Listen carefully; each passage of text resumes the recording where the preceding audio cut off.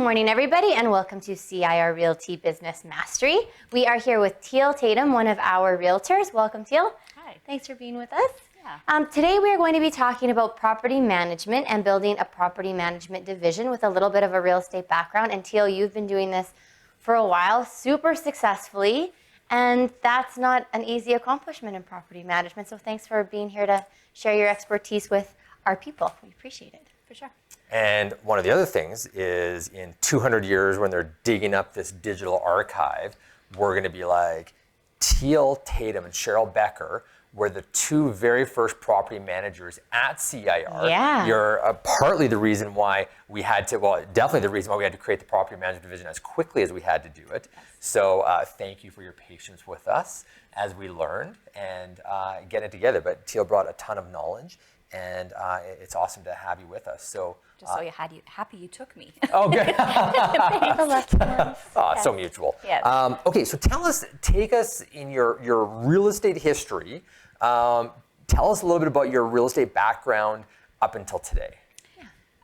Basically, I started as a relocation specialist about 10 years ago. Oh. So that kind of laid the foundation for me. So I wasn't really expecting to go into real estate. I just started as a relocation specialist. So I met a ton of property management companies, owners, investors, and so I've brought in probably about 500 people into the city. Wow. And kind of worked with them. So it just kind of laid the foundation for me to kind of get into property management. I deal with a lot of property managers, so it just, made sense for me to just continue down that path. Perfect. Side question, which company were you working with as a relocation specialist? Welcome home. Oh. Yeah.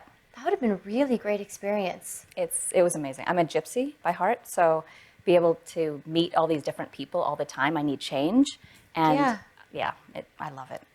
My husband doesn't have to ship me off as much. I get to live vicariously through everybody. Yeah, that's really cool. Yeah. So you transitioned into real estate and property management side of things.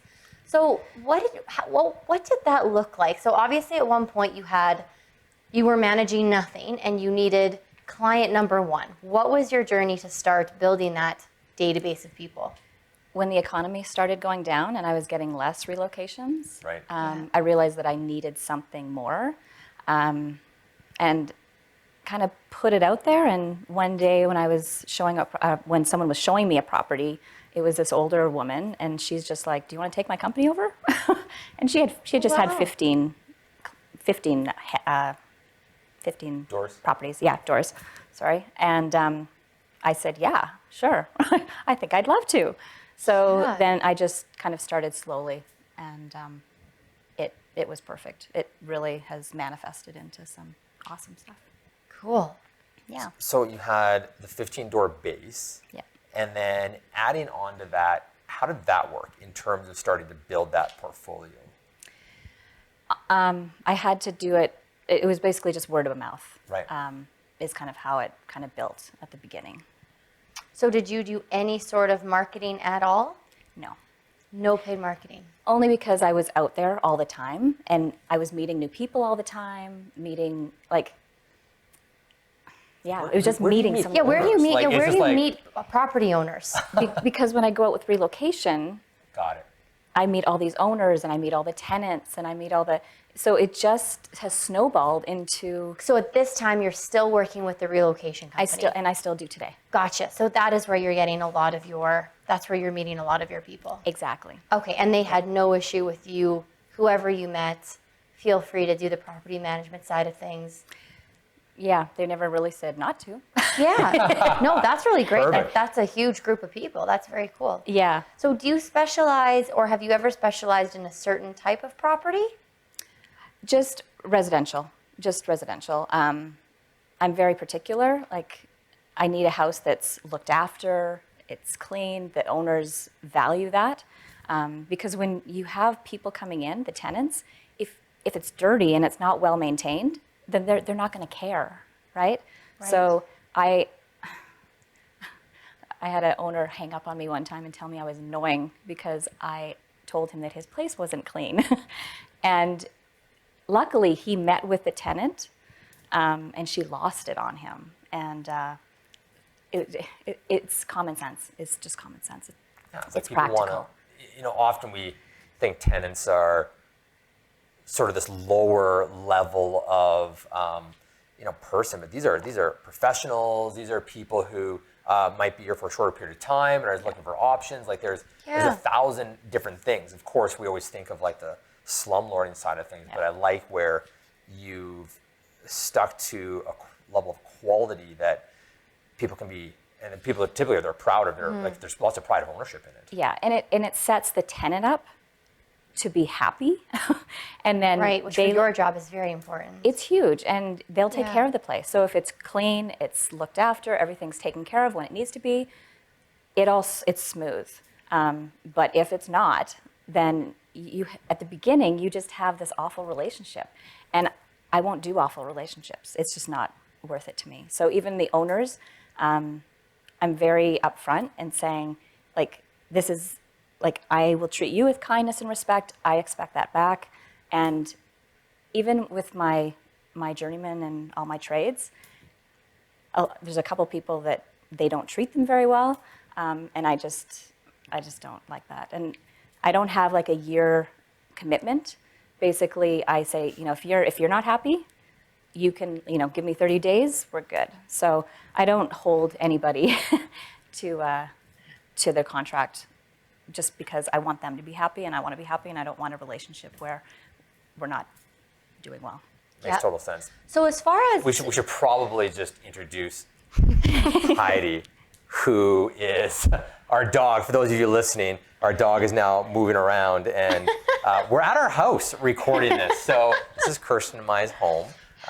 Leave it, Heidi. welcome to our house. Yeah, and We actually have, for those of you listening on the podcast as well, who aren't part of our office, but we have a big professional development center at our head office, and we're actually doing some RECA classes internally for our commercial course today. So we needed a change of venue to still bring you this great content, so we figured we'll bring you into our house. But because Heidi lives into our house and she's a little needy for love, you might see her on set every now and then. She's pretty good. yeah, totally. So I wanted to ask, will you, or have you ever solicited for, or would you be interested if there was a small condominium unit of 30 or 40 doors? Is that something that you would be interested in, or have you ever done it before? Or are you like, I want kind of one owner, 2 or 3 properties, that's it? And what would the pros and cons of that be anyways? I would consider it, but I'd have to kind of weigh everything. What I've done so far, it's just, I have maybe 3 owners that have 3 properties each. Okay. So I've never really had the opportunity to go bigger at this Right. point. That's So, probably a totally different can of worms as well, isn't it? yeah, and management companies for buildings, there's a big need out there, by the way, because they're really difficult sometimes. Right. But that's not my thing. But again, if it came up, then I would just have to look at it and see. Yeah. Just kind of gauge. Cool. Yeah. On the relocation side of things, Yep. so you're still working with the relocation company that you're working with. Yes. Did that start off as an employment piece? Okay. Yeah. Okay. So then that's how you sort of got into the game a little bit, and then things kind of grew from there. Yeah. So, cute puppy. Yeah. So, have you thought about? Are you looking at expanding to other relocation companies as well, or would that be sort of a conflict at this point? Yeah. I'm kind of. My focus isn't on relocation as much Right. anymore, but I don't want to give it up altogether. I love meeting new people. Yeah. I love Yeah. it. I just spoke to someone last night, and that I'm taking up this weekend, and it ended up I might be getting her and being a realtor for her. Oh, nice. So it just gives me those different opportunities. So I don't think I'll ever give it up, but I won't take on as much. Right. Just kind of keep the flow going, and keep me happy. Nice. Yeah. Okay, so we were talking a little bit about owners. So we have one rental property currently, Yeah. and that you used to do all of the work for. And Awful. It was one. Like it was one. It was like a I know why the townhouse. property management business exists. Oh my gosh, it was in Varsity, totally. And I can't even, it was such a everything about it was the worst. And then years ago, you're like, I'm going to get some help with this. And you hired somebody to be doing whatever it was you're doing. So the question I'm leading into is, what do owners value about your services? I feel like I could almost answer that question from the experience side of it to just, I don't think we realized how much of a relief it is to have somebody do it properly and take that work off of your back. But I guess talk through a typical day-to-day of what you do, maybe even from beginning to end, because there's a lot of people I think who have thought about doing property management, but they actually have no idea what that entails. So even the total specifics that you might think would be completely redundant. Right. I think communication is huge. When I have someone call me, and lately I've had probably at least 2 calls a day inquiring. It's getting back to them right away. It's, telling them the facts, giving them, ideas and tips and to get them ready for it. But communication is huge, and just being competent and but getting back to them. I just had someone recently. The owners. Yeah. Where he was just like, wow, like you're on this, like you're here. He's like, I like your pace. I like your pace. So I deal with things as they come. And so when they call, I pretty much get back to them right away. Otherwise, I miss it. Yeah. Yeah. So what services do you provide for owners? Like, obviously there's communication, but like, I'm talking specifics. Like somebody has a house, they want somebody to live in it. Like talk about like the actual process of things that you would like physically do as part of your services. Oh, okay. So I let them know that I basically have 2 services. I will either find you somebody and set them all up, or I will find somebody and manage it for you. Okay. So whenever I do, and I call them FFOs, finder fee only. It's kind of my little thing. Yeah. And I just, advertise. I put it up on Rent Faster. I only really use Rent Faster, and then use my company. I'll send the ad into my company, letting them know what's available, so then it gives more exposure to the executives that are coming in. I find Kijiji is just there's a lot of scams. Right. So I don't even bother with that at all. But other platforms I really don't use. I use Facebook. I'll put things on Facebook or like some social media. And then, so I find somebody. I'm very particular because I've had one bad experience and I will never let that happen again. Actually, it's funny. It was probably this time 3 or 4 years ago. The guy was a drug dealer. Was that the tenant or the owner? The tenant. Okay. Yeah, and his friends, were actually being investigated for murder. Oh, wow. And it was, but really silly because he went into a place where it had a 24-hour concierge. It had, videos so you could see everything. Yeah. Not the brightest Not the bulb brightest in the pack. drug dealer. So I really do my homework. I Google all the references. And I just make sure they all kind of line up and they make sense. Right. And if they delay on certain documents, then I wait till they give it to me. It's just not worth my time. So you're very, very thorough with the screening process for tenants. Yes, because my summer was shot 4 years ago. So, I so bet. yeah. So I really vet them very well. And then I just get them in. I do the move-in inspection, take tons of photos. I always tell the tenants to take tons of photos for their protection as well. And then get them set up. And then with FFOs, I basically just hand it all over to the owner, and then they deal with it. Okay. And then, so the step 2 is that you manage it. Yes. So what then, is that? same thing, except I just continue on, and I'm the main point of contact. So and I'm just going to ask super basic questions here for everybody listening, but so if somebody has a toilet that won't stop running, they have your phone number and you are the person that they call. Exactly. If there's too much noise somewhere and they're upset about it for any reason, or they want to, they have a 1-year lease, but they actually only want 8 months and they need to negotiate trying to get out of it. So you are that point of contact. And the tenant would never really, for any reason, ever have to have a conversation with the owner. No, not at all. Yeah. Yeah. Sometimes in real estate, a question comes up about like, well, why should I use a realtor? Why should I use a realtor with a new build? Why should I use a realtor in different circumstances? I imagine based on the relocation you're talking about, you work with some out-of-country owners, which obviously you handle even some of the tax pieces to that, which is great. and that way they can be compliant. And you might never ever got this question, but if someone were to ask you, why should I have this rental property? Why should I use a property manager from an owner's perspective? What would you say about that? I always say it's insurance. It's insurance, and you don't have to think about it. You don't have to worry about it. When the tenant and the owner have a relationship, sometimes it can be really difficult. So having that middle person really, really helps kind of smooth things out. Why the difficulty? Well, say if the owner comes and the place is a mess. Yeah, Oh, it's very personal. There are a lot more Personal- emotions. Exactly, yeah. I had a property where the gentleman got a dog without letting anybody know. I got a message from the management company asking what's going on. Had he come to me and asked me, I may not have let him because I was in his property and it was dirtier and you know what I mean? It just wasn't taken care of as much. It was tidy, but all the grout is dark and it just didn't look good. So to add a dog on top of that, I wouldn't have approved it unless we had the talk. And unfortunately, we had to have a talk, and it was a little stressful. And I had to say, I'm sorry, but your place isn't at the level that it should be. If it's like I wasn't going to say anything if it was just you, but to add a dog on top of that is just I have the owner's best interests in mind. Sorry, Yeah. and I have to look out for that. So I'm sorry if I'm hurting your feelings, but you have to take better care, especially if you have a dog. I'm sorry. So we ironed it out and it was fine. But it's harder for the owner. I can always blame the owner. Like when I can kind of Absolutely. say, well, listen, I'm really sorry, but the owner feels this way. Yes. Right.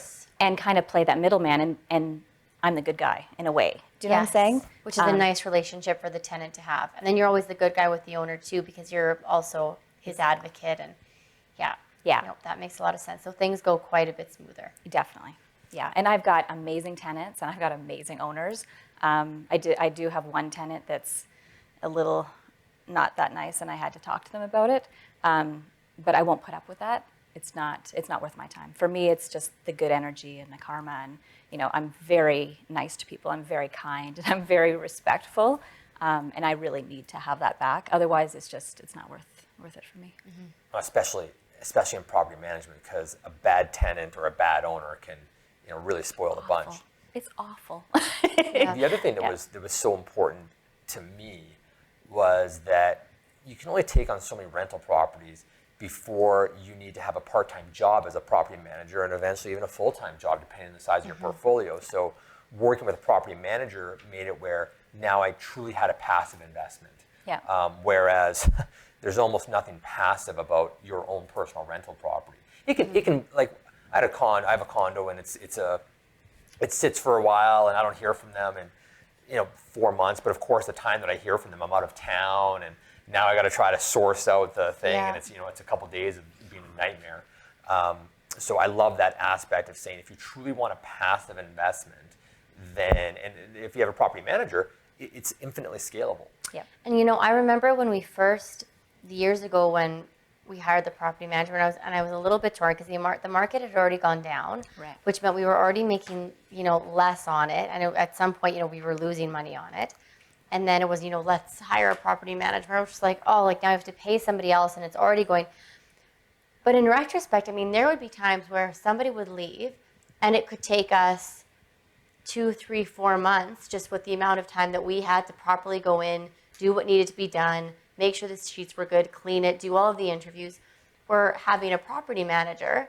It's like, yes, there's a fee involved, but there's never been waiting time. They're just so unbelievably on it that somebody's in, somebody's out, right? And that actually makes a massive difference because if you don't have the time to do that turnover quickly, that 1 or 2 months of missed rent, that's paying for a property manager in and of itself, plus you just don't have the hassle of it. So it's been just a huge win. Yeah.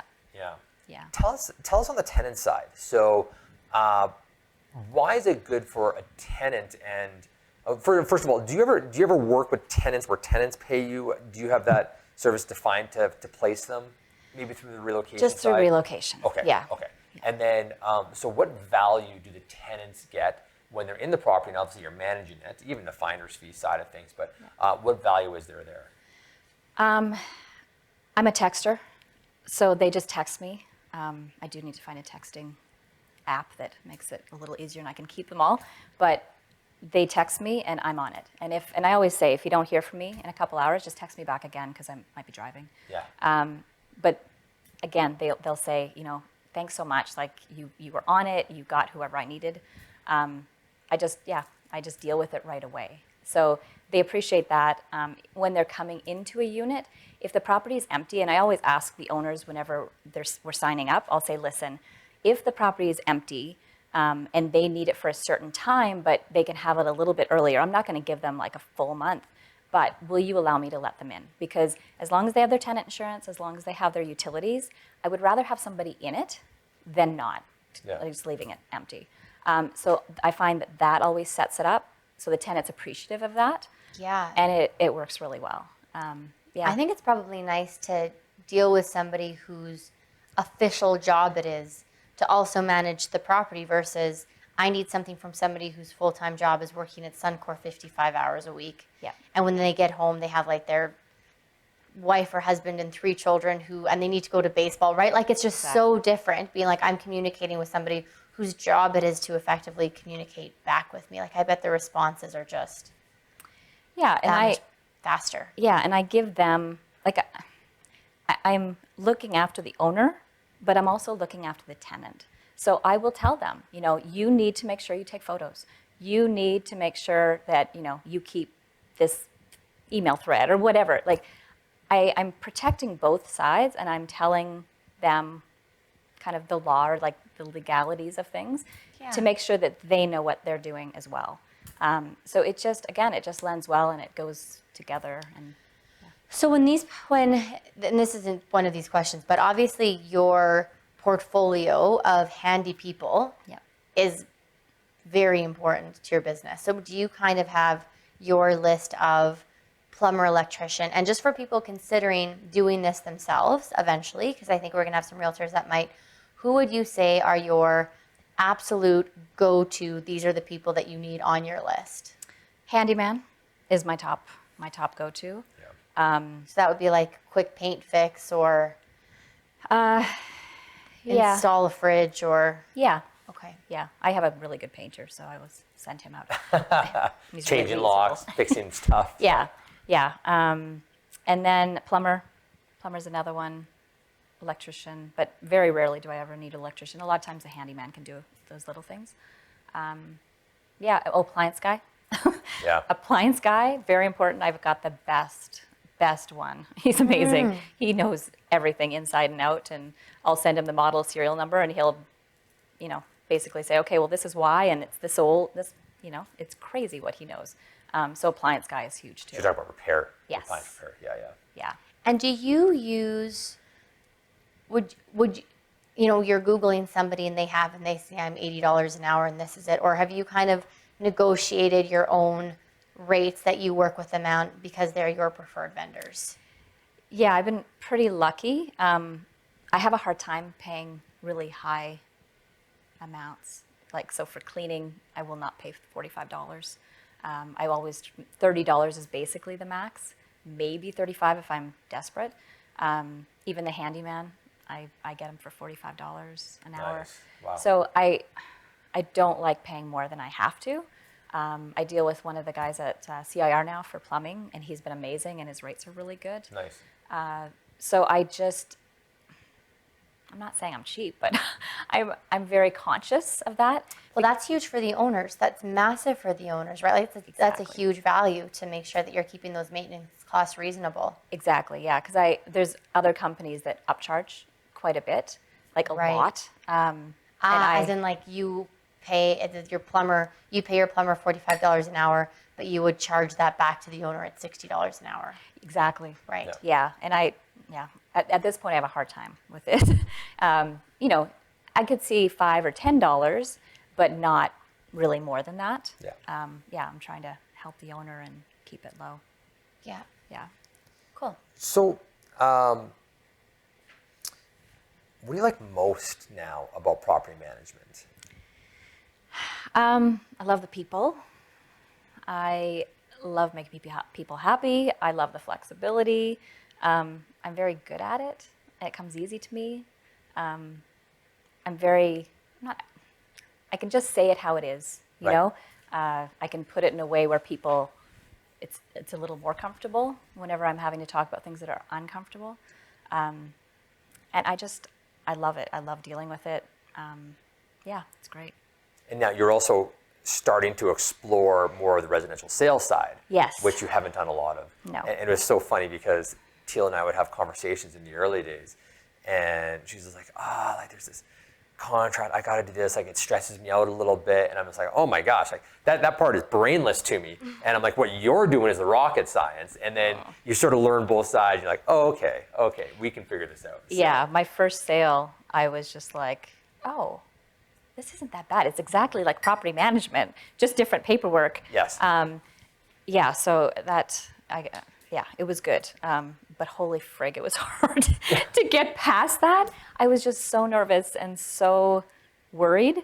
But yeah, no, it's very much like property management, Yeah. just a different angle. Oh yeah, when you do your owner's agreements that we've seen, I mean the paperwork is very similar. Exactly. So, yeah. So I'm glad I kind of got over that hump. Yeah. So it's much better. Do you think, and this is just kind of a personal question, so obviously property management in general, and I'm going to ask you some questions that are not on here because I think there's some things that, I'm going to ask questions that I think people who are considering doing this are probably thinking to themselves. Yeah. And one of them would be, so you're currently selling real estate, maybe you're doing 5 deals a year, 10 deals a year, 15 deals a year, whatever it is you're doing. And then you think, I'd like to build a property management portfolio of, call it 25 doors. Yep. Let's just start something basic. From a general time investment perspective, where do you think that balance is where I can probably do a good job of managing this many doors while still having the time to service clients? And I know that you're not there yet, but if you, based on your property management experience, in your head, how do you see that balance and where do you see it being? I would probably say, I would probably say 25, in the way that, like I'm waiting for the management software. Yes. When that gets up and running, I think we could, it could be a little bit more. Yeah. But yeah, I think 25, especially if you're a busy realtor, because I am realizing that when you're a realtor, holy jumping jackrabbit, it's you really have to be on. You have to. I'm doing relocation, property management, and sales, and it is a lot. Absolutely. I am having a hard time with the work-life balance. I love it so much. Like I could literally do it 24/7 and be so happy. But I have a family, and so I'm still trying to figure out how to balance that. It's not easy at all. That makes sense. With the Yeah. occasional trip to New York here and there.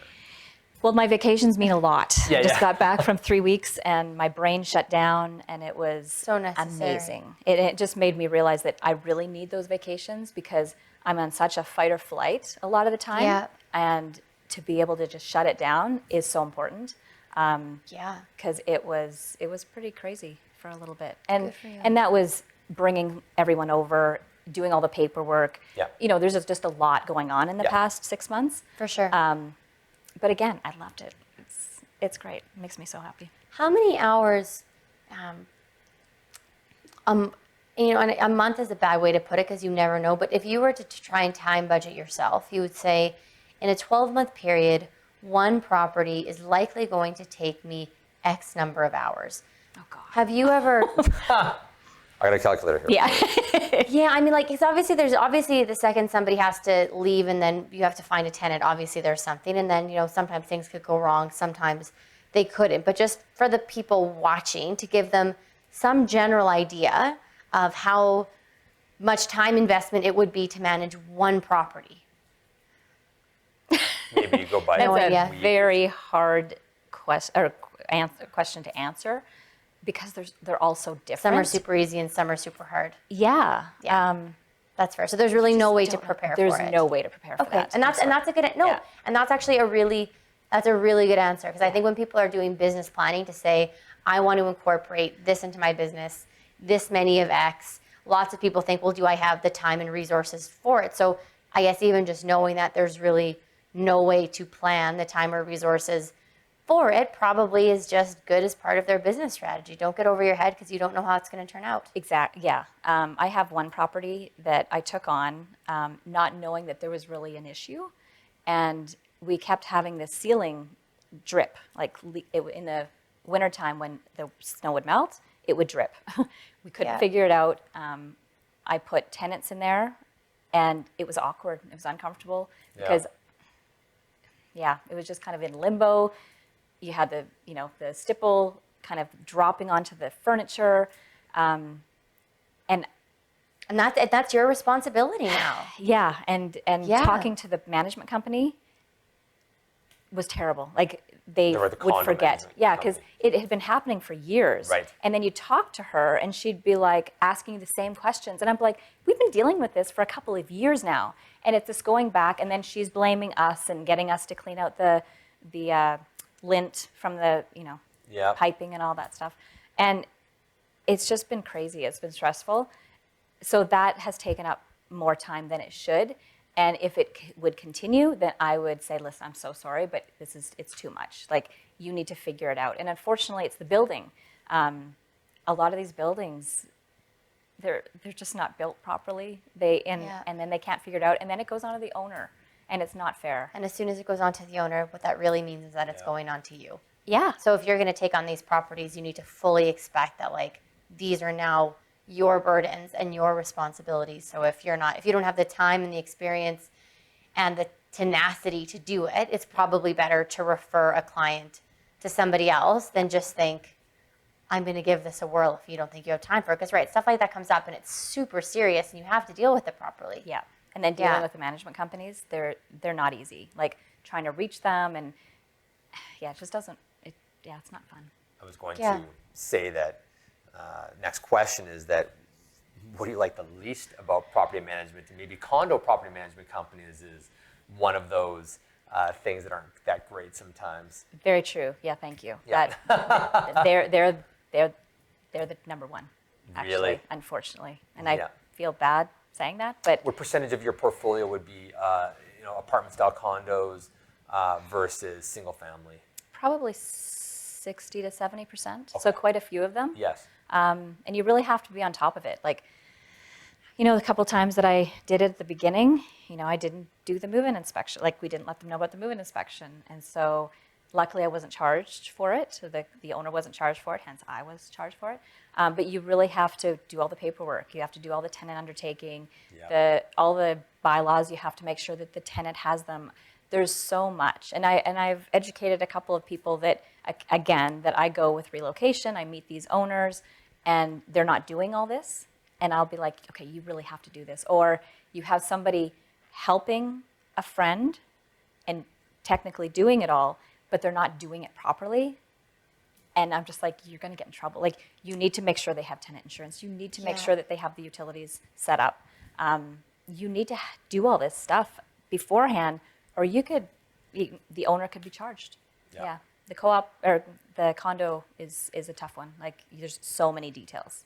Yeah, and one, I guess that's why you look at, doing property management. There's a lot of people that just say, off the cuff, I'll manage your property, which is totally not allowed and not legal at all. But some people just give it a go. But you're actually really putting yourself at risk by Yes. taking on responsibility that you aren't qualified to do when you're acting in someone's best interest and it's a hire professional. Yeah, exactly. Yeah. For sure. So how's the market? The rental market. It's strong. It's Nice. really strong. It's been strong for the past year. Yeah, about a year and a little bit. So you noticed previous to that it was slower? Yeah, a little bit. Yeah. Yeah, just whenever the economy went down, everyone was leaving. Like, everyone was vacating Calgary. Yeah. Like, I brought in over 200 Chevron, Wow. and in 2 years, they were all shipped back. Wow. So the amount of money that they spent bringing them here, and then the amount of money that they spent, Oh my gosh. shipping them out, was crazy. So yeah, for the past year and a half, just with the mortgage rules and all that, Yeah. people have to save, and it's very rare that I go more than 4 weeks with a property being empty. So for the most part, it's pretty good. That's great. Yeah. That's really great. What about rental pricing? Has that gone up a little bit? It is going up a little bit. Yeah. So a lot of times now when I renew, I'll check it out, but normally I can raise it at 100 to 150. So it is going back up a little bit. I don't think we'll ever see what we had before. Yeah. It needed to adjust. It was crazy. It was astronomical. Yeah. What people were 2014 paying. and in 2007 even, like, I remember I had this fully furnished place, the condo, we were up to $1,600 a month, and now we're at like $1,250. So it's like, okay, Oh, I know. it's a big Substantial. difference. Yeah. Well, even now, I have a place in East Village, and furnished or unfurnished. Before, you could get a substantial amount more. Yeah. It would be, maybe almost $500 to $800 more a month. Wow. Now we're pretty much at par or just a little bit above. So the 2-bedroom in East Village, we're just doing $2,400 furnished. Yep. A little bit easier for him just to keep the stuff there, and $2,300 unfurnished. Wow. Yeah. So it's not really much of a difference. You don't have a lot of people coming in on contract anymore. That's right. Yep. Yeah. But with that being said, furnished is still going because you have these people that are in limbo and they don't want to commit, So I'm not saying that furnished is completely off the table, but to rent your place, you'll have more people that want unfurnished to be able to rent it faster. So I've switched the ad to unfurnished or negotiable, but unfurnished, and I've had a lot more calls. So you just kind of have to gauge it. Yeah. Oh, interesting. Yeah. Cool. So I guess on that note, final closing thoughts, realtors thinking today, CIR is going to get involved in property management. We're going to have, two different options. Option one is we are actually going to have a corporate division where corporately we will manage properties, which is kind of cool. That's not there yet, but it's coming. And the other one is realtors can just do this themselves. So for the realtors just doing it themselves. By the time this airs, it might be there. So we'll see. That'd be cool. So I guess your advice in two different ways. Number one, people who think that they would like to start doing this, how would you say they should start? And number two, for people who aren't really into it, advice on referring business out. Can you just say that one more Yeah, time? I'll do it slowly. So first one is, we'll do it in two parts. First one, people who think that they would like to develop a property management portfolio. As of today, they don't have a single property, but they'd like to get into it. What would you say their kind of first steps should be into that journey? Probably just start slow, just to see if you like it. And second, do you have a personality for it? You're going to have to be honest and upfront and say it how it is. You're going to have to be strong in the way that there's going to be conflict, and you have to be able to handle that.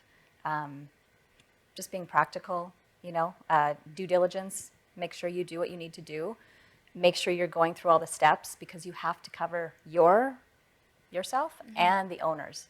So you just have to be really diligent in doing what you need to do. Well, on the second piece of that, then let's ask from your perspective. A realtor has an owner right now, Yeah. and they want to refer Teal Tatum, who's taking referrals, Yeah. a client. Yeah. And who's a good client for you? Who is, or what should that realtor know about the type of person that you would be looking for as an owner? What type of owner? Or maybe type of property, or Sorry. was that because you said there's a certain, you don't take all properties. Well, I'm pretty open, but if a place is run down, for Right. example, there's a place in Edgemont, which I thought, oh, Edgemont, everyone wants to be in Edgemont. I went to this place and it was awful. She had let the house go. There was mold everywhere, literally in the jam, like the jams where the door shuts, the door jam. It was so soft. Oh, wow. It was, the place was disgusting. It was dirty. There's no way in heck she'd be able to clean. It was so bad. She got the people in, she got the painter in, but high maintenance, and I don't want to deal with a house like that. Like literally, the stucco was coming off the house. It was just a disaster. So I don't want that. It's a liability. Yeah, and most realtors probably doing this themselves. You should probably say no to that. Yeah, you don't want that. You don't want that liability. So I just make sure that they're clean, they're well looked after, that the owners have the capacity to spend what they need to on it. You know, I do tell them it has to be professionally cleaned, at least to that standard. I'm very picky because I'm the one that has to deal with it, and I'm the one that has to kind of go and clean up after it. So I say it at the beginning whenever I'm writing up the contract, you know, kindness and respect. I need the property to be professionally cleaned. I need it to be looked after. I need to know that you have the funds to be able to look after what needs to be looked after. And we're good, you know, and I will do my part to get you an amazing tenant. And I have great people, you know. I'm very proud of that. After that one person at the beginning, Yeah. everybody's been great. And they'll say, you know, we're staying because of you. I guess, Yeah. you know, some people have had some bad experiences in the past and they didn't get their damage deposit back. And I work on both sides. Obviously, the owner comes first, but the tenant has to be happy. Otherwise, it's not going to go well. Yeah. Yep, that makes sense. Well, thank you so much, Teal, for Yeah, sharing. Teal, all of thank you that. so much for sharing with Yeah, us. this was It's fun. outstanding. Yeah. Awesome. Perfect. So this will be aired on crrealtybusinessmastery.com. So check that out. You can also, wherever you get your podcasts, check this out on the podcast as well, and follow us every second week for more great content. And like us on Instagram, follow us on Facebook, and anything else? Nope, that is about it. Thanks everybody for tuning in. Awesome. Thanks, and have a great week.